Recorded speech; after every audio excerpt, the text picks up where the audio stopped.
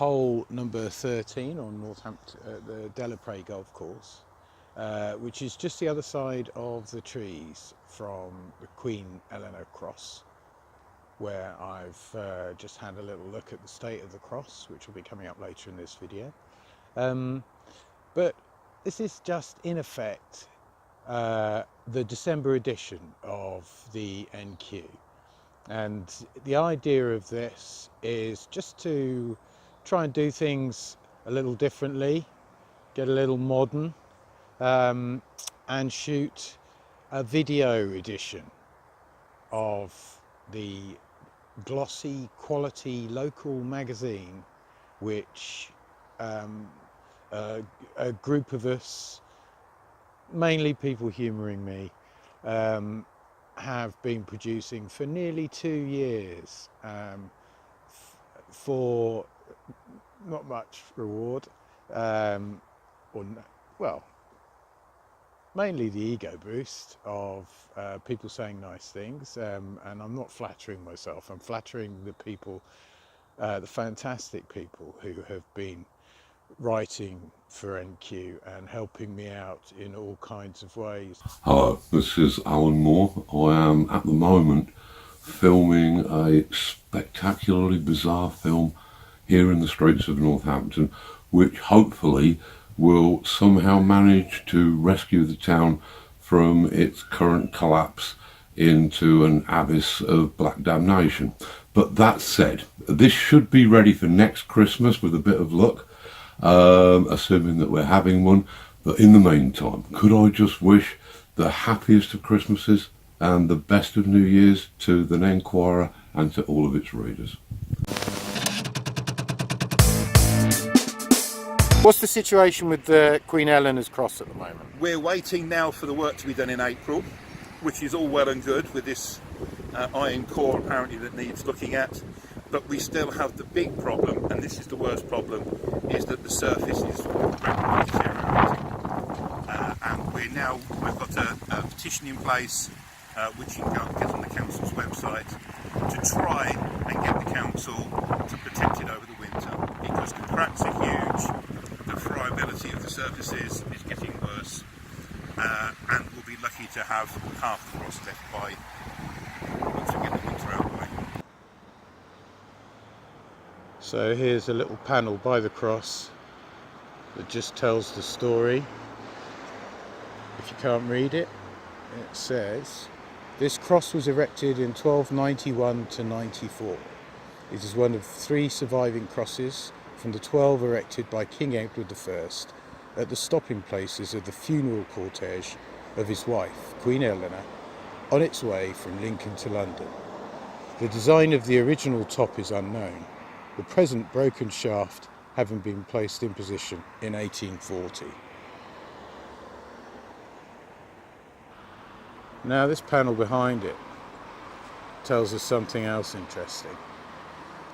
In everlasting memory of conjugal love, the Honourable Assembly of Judges of the County of Northampton resolved to restore this monument to Queen Eleanor, when it had nearly fallen down by the reason of age in that most auspicious year, 1713, in which Anne, the glory of mighty Britain, the most powerful avenger of the oppressed, the arbitress of peace and war, after Germany had been set free, Belgium made secure in her defences, the French overcome in more than 10 battles by her own and by the arms of her allies, made an end of conquering and restored peace to Europe after she had given it freedom. The inscription above is a translation of the tablet fixed below, and the 3 stones set into the wall to the right-hand side of the panel are the original, circa 1291, bases for 3 of the Queen Eleanor figures, which were repaired during the restoration of the monument in 1984 by Northampton Borough Council. So, that tells us 2 things. In 1984, Northampton Borough Council believed it was their job to restore the monument. But also, it tells us that this monument has constantly needed restoring throughout its life. And I just think that means we shouldn't be the generation that misses a beat here and lets the town down, really. Let's fix it up. Let's get something sorted here. There'll be a new Nenquire in January. Have you got anything? I'm waiting to see for you. You know I can keep writing. I thought Thomas à Becket would be a good one. Oh yes. Because the Thomas à Becket story, it's portrayed as happening in a few seconds and being all over when it's actually drawn out over a week. Yeah. So we'll look at the story and what happens with Thomas à Becket and his previous visit to Northampton as well. The obvious thing is that the quality of journalism is high, and it's not just bought for editorial, because there's no point, I think, in having a free magazine where you just know every single thing is positive. You've got to have some edge. What would I change? I'd change regular publication dates I would also possibly add listings. But you've got to do that if you're going to be regular. Yeah. Music, events, literally at the back of the page, something that is useful. And I think you'd get more people retaining the magazine if you actually had something at the back where they went, I'll keep that for this 2 months because it's got all the gigs, all the films, all the events in Northampton, and then I'll sort of read it slowly throughout the months. That's a good point. There's a passion that goes into the magazine. Want me to hold that and put it at the Which is no, this is sparing the viewers. That is about making your community and where you live all it can be. And I always felt that was kind of something that resonated with you. Would you say? Absolutely. And there is a fine line that I hope both of us tread between local, small scale, it's just our town, local shop for local people, that kind of thing that you do get in some smaller towns. You can get it in big cities, like I live part of the week in Leeds, we're Leeds, why would we go to Manchester? Because Leeds, everything's in Leeds. Yeah. And the small town thing that's trying to be national or international, that isn't, this is never going to be London kind of thing.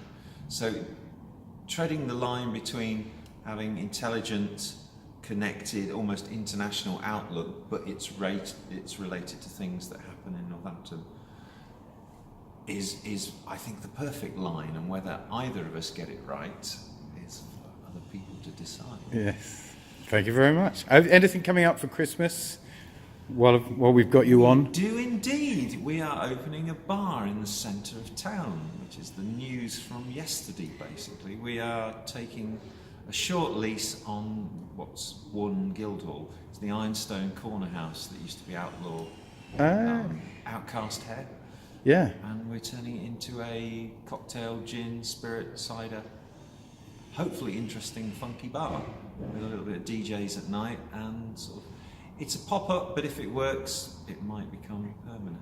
It could be the way forward for the town centre, couldn't it? Little pop-ups. Well, anything that happens in the town centre other than a shop shutting is a good thing, anything. Well, happy Christmas from everyone at Cotton's Farmhouse. We know you love us, well, we hope you do, and we certainly love you. Let's hope next year is a year to look forward to wonderful things, because there's so much niceness about, so much goodness, and we've all been worried about Brexit and God knows what. Let's look forward to some happiness. We love Northampton.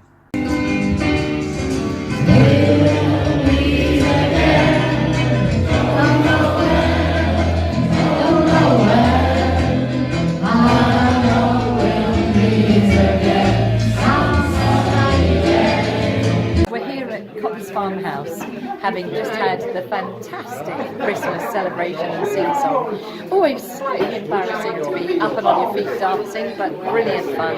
And wishing all your readers a very, very Merry Christmas and a happy and healthy 2019. just want to say a big happy Christmas to all the Enquirer readers from Royal and Durgate. We've got a really busy time coming up over Christmas. We have our pantomime Peter Pan, our Christmas show The Worst Witch, our under 7s show The Everywhere Bear. So that's going to keep us all busy until the new year. And then soon into the new year we have Our Lady of Cabello opening in the Royal. So come along and see that.